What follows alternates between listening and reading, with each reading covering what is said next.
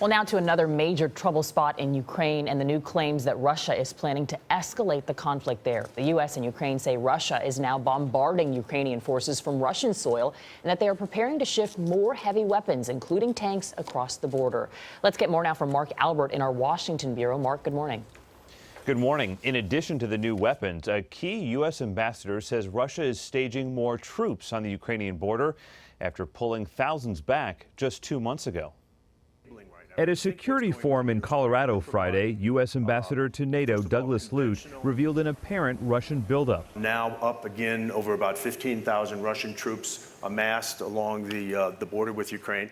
Less overt, Lute said, are the large amounts of training, funding, and support Russia has given the rebels. This is civil war by proxy, if you will, and its instability generated largely by Moscow and by Putin.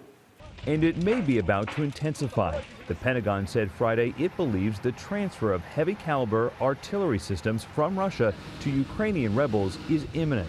A powerful rocket system is suspected of bringing down MH17. The U.S. also says Russian forces are now firing at Ukraine's military from inside Russia, which underlined White House calls for new punishment. Press Secretary Josh Earnest. It's certainly the position of the United States, Peter, that additional costs should be imposed on Russia and Putin for their actions in Ukraine.